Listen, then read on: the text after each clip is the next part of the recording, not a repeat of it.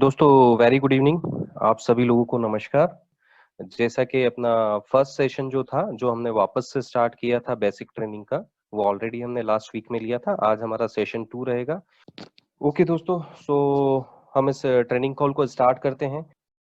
सो दोस्तों, जो last session था हमने उसमें ये जाना था पिप क्या होता है, करेंसी पेयर क्या होता है, किस तरह से हम ऑर्डर्स लगाते हैं, किस तरह से MT4 का इंटरफेस को आपको समझना है। लाइक अगर मैं बात करूं अलर्ट्स यूसेज, हमने समझा कि अलर्ट्स में जो SLTP आता है उसे हम कैसे कॉपी पेस्ट करते हैं, किस तरह से हमारे टर्मिनल पर यूज करते हैं, और वही सारी चीजें। और साथ में हमने पिप का भी समझा था।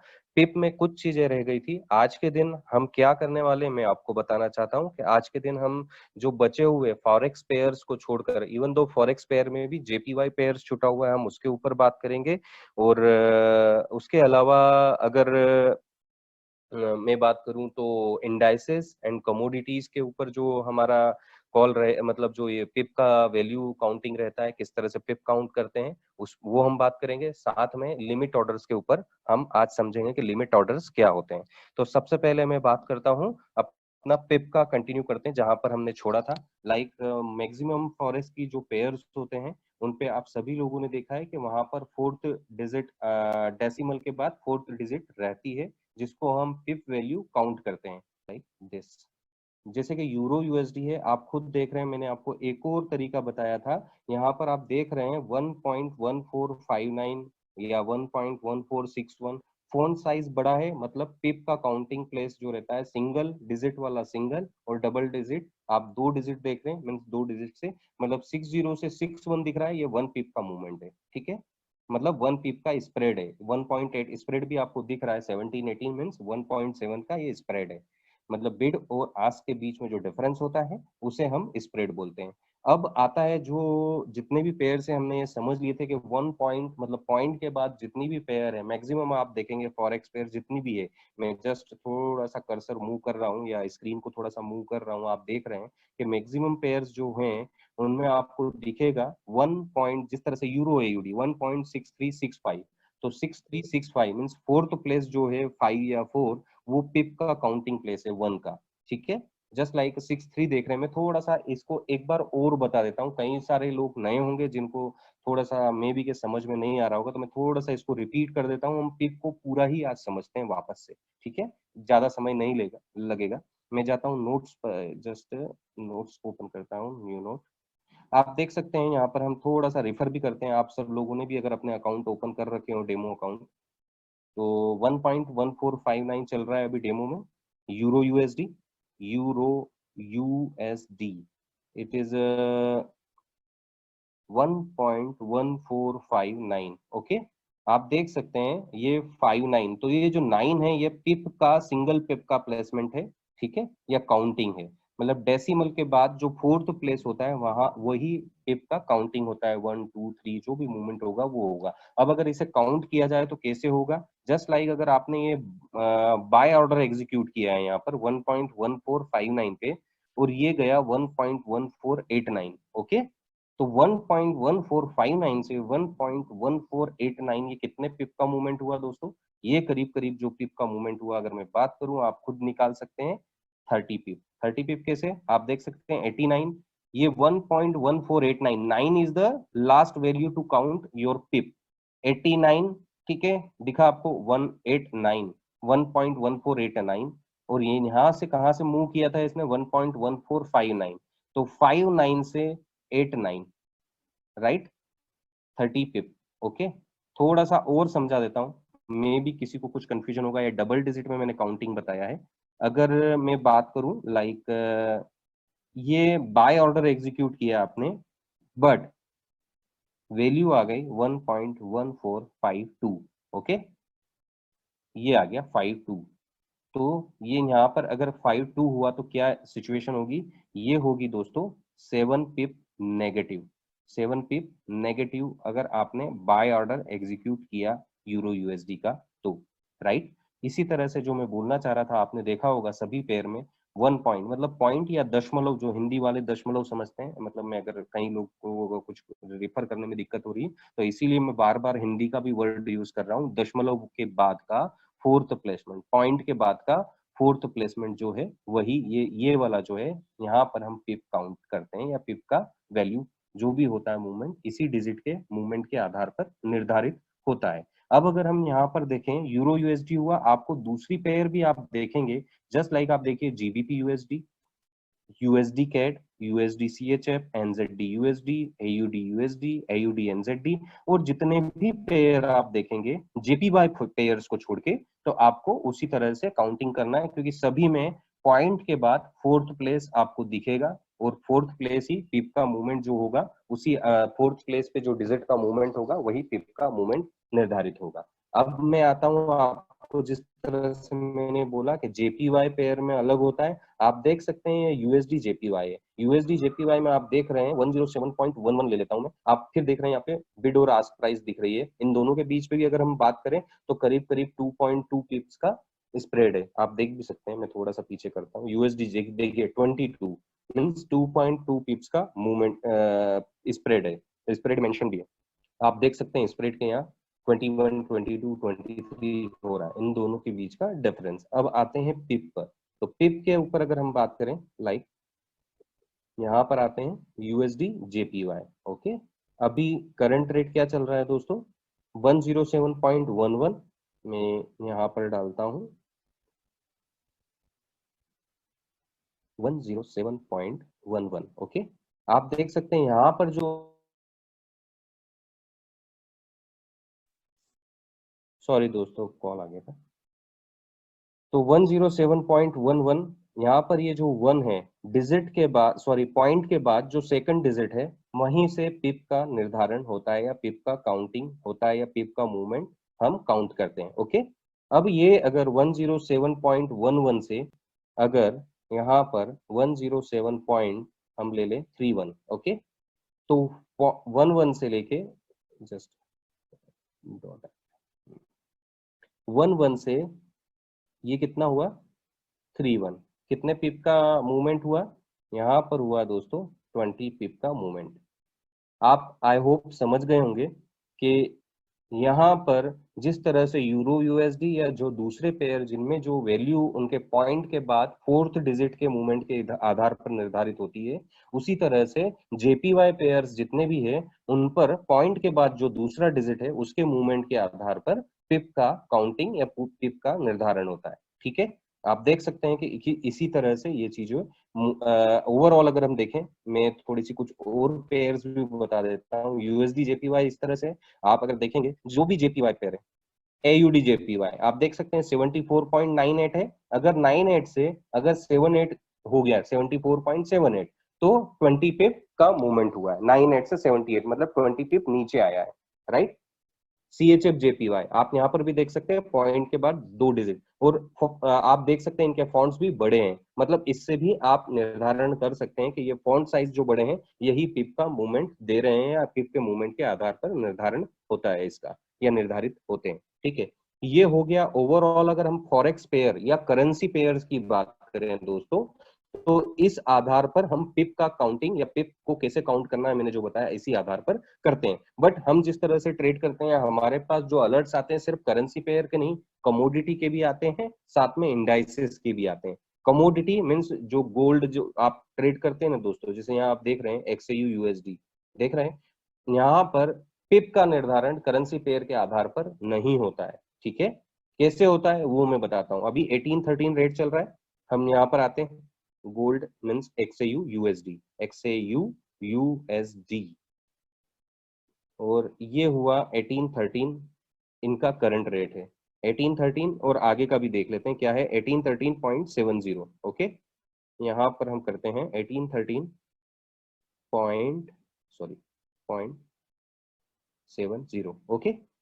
तो यहाँ पर आप देख सकते हैं, अब आप देखेंगे कि क्या ये 70 के मूवमेंट पे कुछ पिप का निर्धारण होगा, या 70 से 71 होगा तो 1 पिप, बिल्कुल नहीं दोस्तों। यहाँ पर क्या होता है मैं आपको जस्ट बताना चाह रहा हूँ, आप इसको थोड़ा सा हटा दें, हम यहाँ पर दशमलव को हटा दें, आगे की संख्या जो भी है पॉइंट्स के बाद की उसको बिल्कुल हटा देते हैं। एक्सएयू यूएसडी 1813 मतलब 1813 $1,813 अभी रेट चल रहा है अगर इसका, और अगर आगे जाके इसका रेट हो जाता है 1818। ओके, कितने मूवमेंट हुआ डॉलर में, इसकी प्राइस में कितना मूवमेंट हुआ दोस्तों, इसकी प्राइस में मूवमेंट हुआ 1818, मतलब 1813 से 1818 मीन्स $5 का मूवमेंट हुआ। कितने का हुआ, $5। तो ये कितने पिप होंगे, ये पिप होंगे दोस्तों, जस्ट अ मिनट, ये होंगे 15 पिप, 50 पिप सॉरी, यहाँ पर आपके 50 पिप काउंट होंगे। ओके, तो आप यहाँ पर देख सकते हैं कि किस तरह से हर $1 के मूवमेंट में, मैं वापस से सुनिएगा समझिएगा, हर एक डॉलर के मूवमेंट पर 10 पिप का मूवमेंट होता है कमोडिटी में या स्पेसिफिकली गोल्ड में। आप अपने ब्रोकर के टर्मिनल पर भी चेक कर सकते हैं कि किसकी पिप की क्या वैल्यू है और उसका पिप किस तरह से निर्धारण होता है, पर मोस्टली करेंसी पेयर का मैंने आपको बता दिया, कमोडिटी में इस तरह से। इसी तरह से अगर हम आप देखें इंडाइसिस की बात करूं मैं, अभी डेमो अकाउंट में इंडाइसिस नहीं आते हैं दोस्तों, यहाँ पर अगर आप देखेंगे कोई भी इंडाइसिस का पेयर आपको यहाँ पर नहीं दिखेगा, तो मैं जस्ट बता देता हूँ आपको, जस्ट लाइक NS100 या US100 आपके पास कॉल भी आते हैं बेसिक पे या दूसरे चैनल पर, NS100। ओके, इसका प्राइस अगर आपने देखा होगा, इसका प्राइस इस तरह से रहता है 9893 लाइक, ठीक है, मतलब आप ये समझ लीजिए 9893। हो सकता है 10,000 भी चला गया हो ऊपर अभी का करंट रेट जो भी हो, बट मैं आपको बता रहा हूँ 9893 जो प्राइस है, इसके आधार पर अगर मैं बात करूं, अगर आगे हम जाते हैं 9893 से ये हो जाता है 99, मीन्स कितना हो गया, करीब करीब अगर हम डॉलर की बात करें तो $6 हो गया, या पॉइंट्स की बात करें 6 पॉइंट ऊपर आया, 6 पॉइंट हम बात करते हैं इसको, 6 पॉइंट, ठीक है, वहां पर डॉलर मेंशन नहीं रहता है। तो अगर हम बात करें थोड़ा सा और आगे करते हैं, कंफ्यूजन आ जाएगा। 6 पॉइंट अगर ऊपर गया तो यहाँ पर कितने पिप का मूवमेंट होगा, तो दोस्तों इसका मूवमेंट यहाँ पर 60 पिप का होगा। NS100 अगर 9,893 से 9,899 गया तो यहाँ पर उसमें 60 पीप का मूवमेंट आया है। दोस्तों यहाँ पर लॉट साइज अलग अलग, अगर ब्रोकर की बात करें, कई ब्रोकर अलग अलग आधार पर इसका निर्धारण करते हैं। यहाँ पर जिस तरह से मैंने पिछले सेशन में आपको बताया था, किस तरह से कितने लॉट साइज पे किस पीप की क्या वैल्यू होती है, वो आप यहाँ पर निकाल सकते हैं। और इवन दो कंफ्यूजन अगर आगे आपको होता है या कुछ भी, तो आप इवन दो ब्रोकर के से भी चैट सपोर्ट पर ये पूछ सकते हैं, या इवन दो उनका भी जो पिप कैलकुलेटर है वो यूज करके यहाँ पर ये चीजें देख सकते हैं। तो ओवरऑल आप अगर देखेंगे तो पिप का मैंने आपको यहाँ पर बताया, हमने समझा कि पिप किस तरह से, करेंसी पेयर में दो तरह से पिप की काउंटिंग होती है। अगर जेपीवाई पेयर्स और नॉन जेपीवाई पेयर्स का आप निर्धारण या क्लासिफिकेशन कर सकते हैं। नॉन जेपीवाई पेयर्स में फोर्थ डिजिट के मूवमेंट के आधार पर पिप की काउंटिंग होती है, और जेपीवाई पेयर में पॉइंट के बाद दूसरे डिजिट के मूवमेंट के आधार पर पिप की काउंटिंग होती है। द सेम वे आप अगर आए कमोडिटी में, जस्ट लाइक अ गोल्ड, वहां पर जितने डॉलर का मूवमेंट होता है उतने पिप होते हैं। अगर मैं यहाँ पर बात करूं, जस्ट लाइक अगर आप सिल्वर में जाएंगे, सिल्वर का भी पेयर होता है XAG USD, ठीक है, अगर आप वहां पर जाएंगे तो होगा, वहां पर अगर आप देखेंगे तो $1 के मूवमेंट पे 100 पिप का मूवमेंट हो जाता है दोस्तों वहां पर। द सेम वे, क्योंकि लीवरेज आप उतना कम रहता है वहां पर। कई सारी चीजें हैं, जैसे जैसे आप इनको यूज करेंगे, प्रैक्टिस करेंगे तो समझ में आएगा। एक और कमोडिटी जो मोस्टली यूज होती है, अगर मैं उसकी बात करूं, जिसे बोलते हैं क्रूड ऑयल।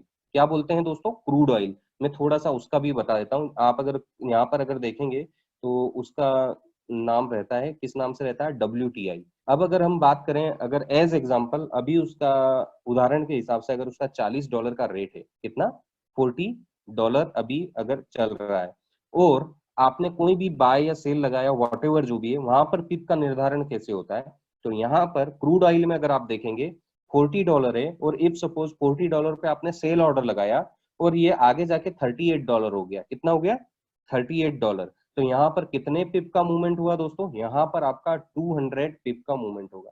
$1 के ऊपर यहाँ पर 100 पिप का काउंटिंग या मूवमेंट होता है। तो आप देख सकते हैं, इफ सपोज $40 पे है और $40 से अगर वो 39.80 हुआ, मीन्स 20 पिप का मूवमेंट हुआ। तो यहाँ पर आप देख सकते हैं $40 से $38 मीन्स 200 पिप का मूवमेंट हुआ। तो धीरे धीरे इसको प्रोडक्ट प्रैक्टिस करनी है। और दोस्तों एक स्पेशल इंस्ट्रक्शन आप लोगों के लिए है, जो भी आप मैक्सिमम में जो समझता हूँ आप क्या, इवन दो मैं भी नया ही हूँ यहाँ पर, अगर मैं अपने आप को इस इंडस्ट्री इस कैटेगरी के बात करूँ तो मैं अभी भी अगर मैं बात करूँ तो अपने आप को नया ही समझता हूँ, क्योंकि जब तक मैं नया नहीं समझूंगा, मैं सीखने की मेरी जो क्षमता है या स्पीड है वो मैं उसको स्लो नहीं करना चाहता। तो यहाँ पर अगर हम बात करें, मैं आपको यही एक सजेशन दूंगा या इंस्ट्रक्शन इसे समझ लीजिए।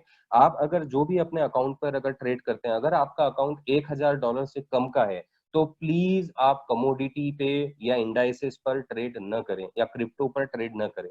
इन सब चीजों पे अगर आपको ट्रेड करना है तो आपका अकाउंट कमोडिटी, इंडाइसेस, क्रिप्टो, इन पर अगर आपको ट्रेड करना है तो आपका अकाउंट साइज कम से कम $1000 से ऊपर का होना चाहिए। इससे कम पे भी आप कर सकते हैं, बट थोड़ा सा रिस्क कंटेनमेंट ज्यादा होता है, क्योंकि आपने देखा है किस तरह से पिप का मूवमेंट होता है।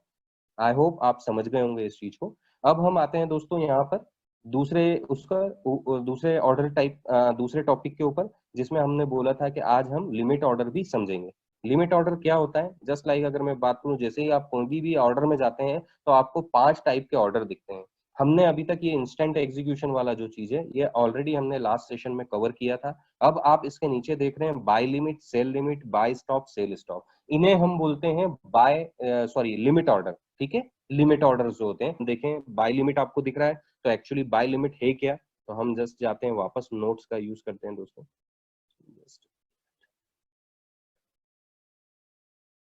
बाय लिमिट, बाय लिमिट एक वो चीज है दोस्तों, मैं थोड़ा सा यहाँ पर इंडियन करेंसी को यूज करूंगा जिससे कि आप उसके मूवमेंट को अच्छी तरह से आंक ले। अगर मैं यहाँ यूरो यूएसडी या उसकी बात करूं, जस्ट मैं थोड़ा सा सबसे पहले चार्ट पर आपको ले जाना चाहता हूँ। चार्ट पर ले जाके मैं आपको ये बताता हूँ कि ये बाय लिमिट क्यों होता है और इसका उद्देश्य क्या होता है, वो भी आप शायद समझ पाएंगे।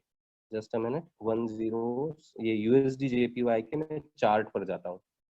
चार्ट पर जाकर मैंने ये कर्सर लिया है दोस्तों, आप देख सकते हैं कर्सर मूव कर रहा है ब्लैक वाला। ठीक है, बाय लिमिट क्या होता है दोस्तों? बाय लिमिट वो चीज होती है, लाइक अभी आप देख रहे हैं 107.07 चल रहा है, आप देख सकते हैं कर्सर मूव कर रहा है यहाँ पर ऑलरेडी ब्लू और रेड लाइन का। तो यहाँ पर बाय लिमिट में क्या करना है कि आपको ये लगता है कि यहाँ से ये बाय ट्रेंड पकड़ सकता है, मतलब ऊपर जाएगा यहाँ से यूएसडी जेपीवाई, बट अभी 107.07 पे नहीं जाएगा। कब जाएगा ये कब जाएगा आपको लगता है? सपोज अगर मैं थोड़ा सा एक एक मिनट, जैसे कि मैं एक लेवल निकालता हूं कि मुझे लगता है कि ये यहां तक आएगा 106.94। ओके, ये यहां तक आएगा नीचे, ये आपको कैंडल दिख रही है ना नीचे आती हुई रेड वाली, तो ये यहां तक नीचे आ सकती है 106.94 तक। और फिर अगर ये यहां से आके बाउंस हुई तो डेफिनेटली ये काफी अच्छा मुनाफा मुझे देगी। तो मुझे अभी 107.06 जो करंट रेट चल रहा है उस पे बाय ऑर्डर एग्जीक्यूट नहीं करना है, मुझे किस पे करना है? 106.93 पे। जस्ट हम इसको एक थोड़ा सा वो भी यूज कर लेते हैं। आप देख सकते हैं कि ये मेरा डेमो अकाउंट है, ये हो गया यूएसडी जेपीवाई। मैं यहाँ पर जाता हूँ, बाय लिमिट सिलेक्ट करता हूँ, आप देख सकते हैं बाय लिमिट ये आपके सामने दिख रहा है बाय लिमिट। हम यहाँ पर प्राइस देखते हैं, जैसे मैंने एक लेवल निकाला था 106.94। ओके, यहाँ पर निकाला था बाय लिमिट। अब अगर यहाँ पर जैसे कि एसएल आता है, मैं एक जस्ट टेंटेटिव मेरे कैलकुलेशन के हिसाब से दोस्तों मैं डाल रहा हूँ यहाँ पर एसएल, ये एसएल विंडो है 106.50 डाल दिया मैंने यहाँ पर। और यहाँ पर जो है मैंने 107.50 इसका टीपी डाला, और ये प्लेस जो दिख रहा है ना नीचे आपको प्लेस, उस पे जाके इसको टैप कर दिया। आपका ये बाय लिमिट ऑर्डर एग्जीक्यूट हो चुका है दोस्तों, आप देख सकते हैं बाय लिमिट लिखा हुआ है।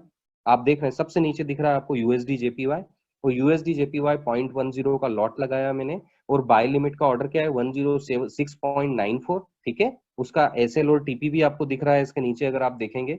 तो ये इस तरह से होगा, जैसे ही 106.94 पे आएगा रेट, ये इमीडिएटली मेरा बाय ऑर्डर एग्जीक्यूट कर देगा। तो अगर मैं इसे थोड़ा सा इंडियन करेंसी के हिसाब से आपको समझाऊं, ऑलरेडी मैंने चार्ट पर समझाया दोस्तों आपको। इफ सपोज अगर मैं बात करूं यहाँ पर, अगर आपकी कोई भी कमोडिटी या करेंसी पेयर का जो रेट है वो 100 है, बट आपको क्या लग रहा है ये करंट रेट है, ये करंट प्राइस है 100 इज अ, मैं थोड़ा सा सीएमपी लिख देता हूँ, current market price. Okay, but आपको क्या लगता है ये ऊपर तो जाएगा 100 से 105 या 110 जाएगा, पर कब जाएगा ये? ये तब जाएगा, यहाँ पर मैं लिख देता हूँ buy limit at the rate suppose 96। मुझे ये लगता है ये 96 पे आएगा, नीचे आएगा अभी कुछ ट्रेंड नीचे है या वॉट एवर, जो भी आप जैसे जैसे समझेंगे कि इसका मतलब क्या होता है, तो आप समझ पाएंगे कि ये इसका मतलब क्या होता है और ये ऑर्डर कैसे बनते हैं या एग्जीक्यूट होते हैं, मतलब सॉरी अलर्ट कैसे बनते हैं और कैसे हमारे सामने आते हैं। तो buy limit at the rate 96, मतलब अभी करंट मार्केट प्राइस भले ही 100 का है, बट ये नीचे आएगा 96 पर आएगा और 96 से मुझे बाय करना है। और अगर ये 96 आया तो डेफिनेटली ये 96 से ऊपर 105 या 110 तक जाएगा तो मुझे अच्छा मुनाफा देगा। और यहाँ पर नीचे अगर मैं बात करूं, जस्ट यहाँ पर आपको मिल सकता है एसएल दिखेगा आपको। एसएल क्या आ जाएगा, एसएल इफ सपोज यहाँ पर मैं डाल देता हूँ 90 और इसका जो टीपी है वो टीपी हम डाल देते हैं 105। ओके, इसके लिए प्रैक्टिस की जरूरत है, आप थोड़ा प्रैक्टिस करेंगे डेफिनेटली इसका अर्थ, इसका महत्व आप समझ पाएंगे। तो अब हम आते हैं दूसरे ऑर्डर टाइप पे। दूसरा ऑर्डर क्या होता है, अगर हम बात करें वापस से वहीं जाते हैं यूएसडी जेपीवाई, राइट, या मैं कोई दूसरा पेयर ले लेता हूँ। चलिए दूसरा पेयर अगर मैं बात करूं, लाइक अगर हम बात करें कोई जेपीवाई पेयर ही ले लेता हूँ, वापस से एयूडी जेपीवाई के पेयर पे जाता हूं मैं। अब यहाँ पर आप देख सकते हैं कि मुझे सेल लिमिट करना है। अब सेल लिमिट क्या होता है, सेल लिमिट क्या होता है दोस्तों, मैं आपको जस्ट ये बताना चाहता हूँ कि लाइक आप यहाँ पर देख रहे हैं, आपको अभी करंट रेट चल रहा है 74.95 अभी चल रहा है। सेल ऑर्डर जो होता है वो बिड प्राइस से एग्जीक्यूट होता है और बिड प्राइस जो है 74.95 चल रही है, राइट। बट मुझे क्या लगता है, अगर इफ सपोज वापस यहाँ पर आएगा, कहाँ आएगा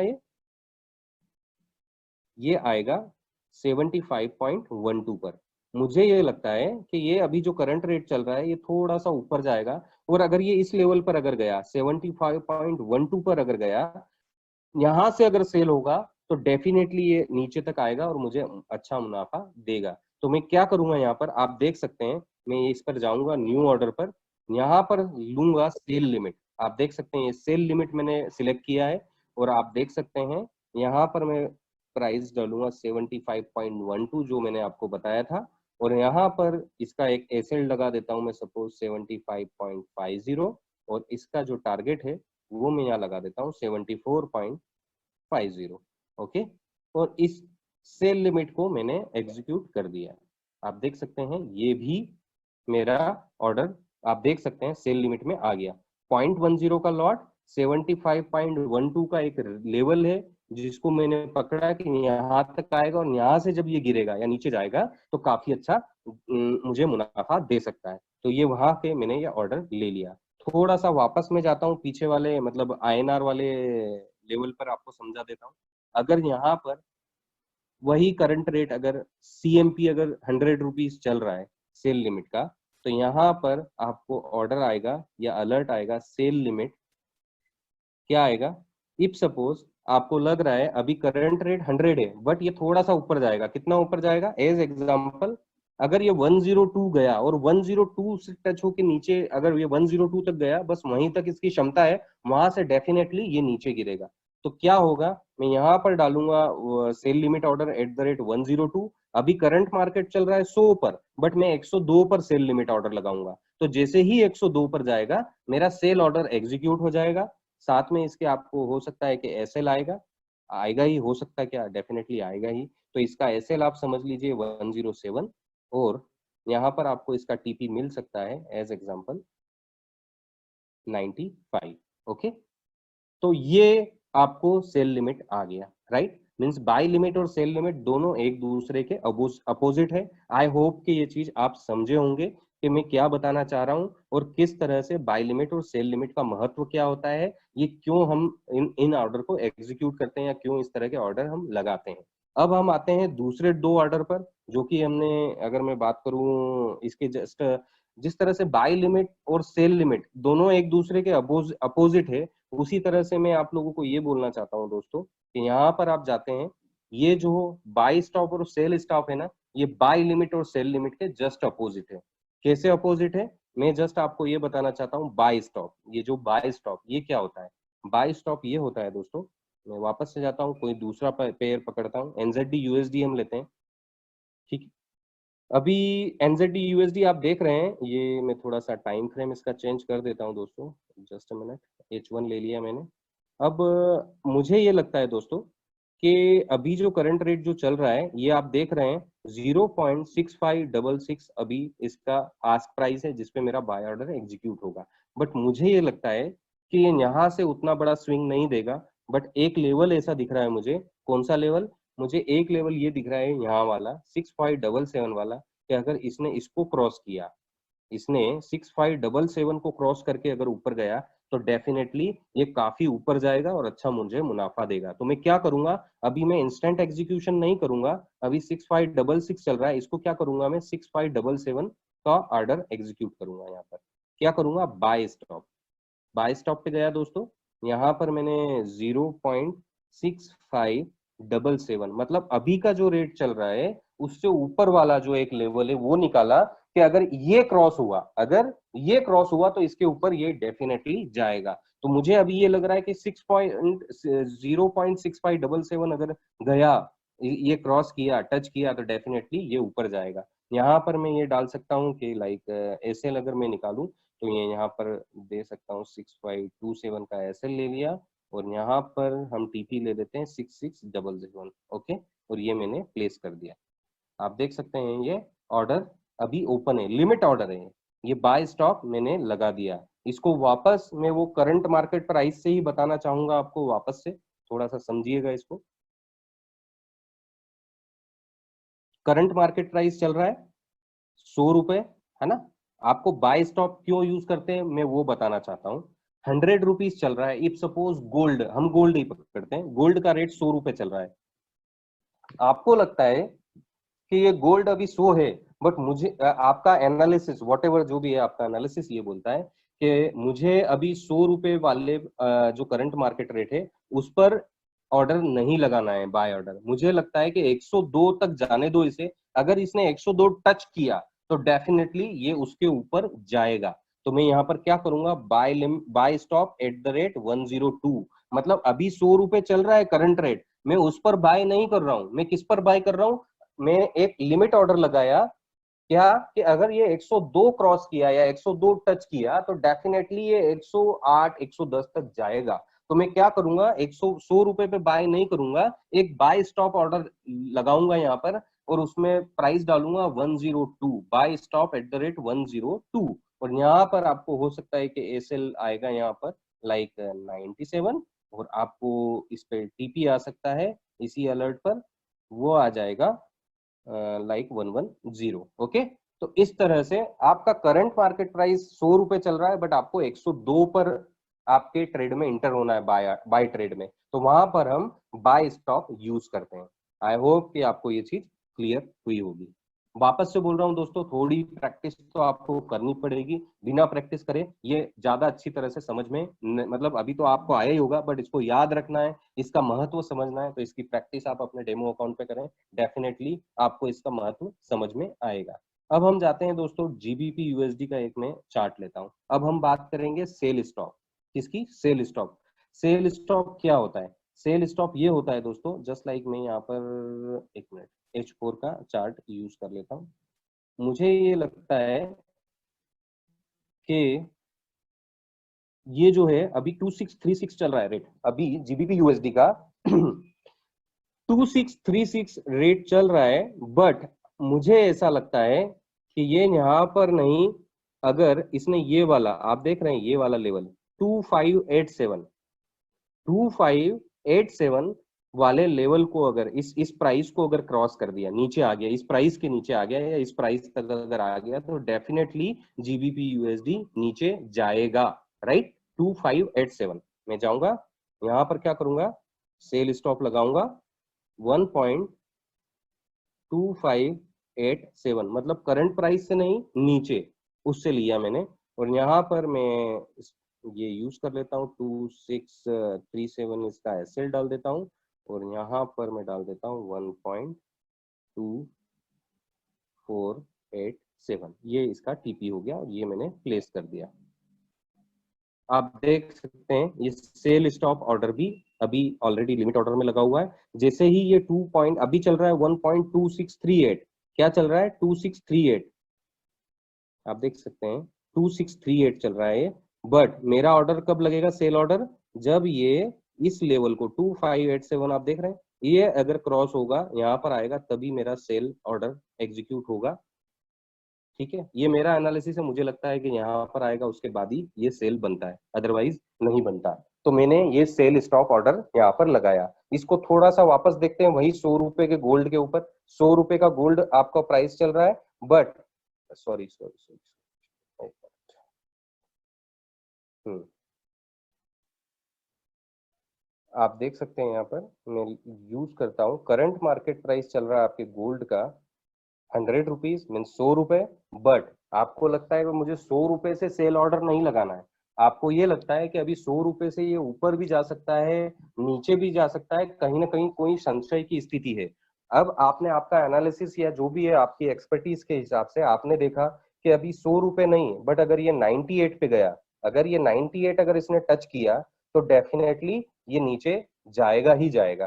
तो मैं क्या करूंगा, सेल स्टॉप सिलेक्ट करके प्लेस, मेरी जो प्लेस वैल्यू है जिसपे मेरा ऑर्डर एग्जीक्यूट होना चाहिए वहां पर 98 डालूंगा।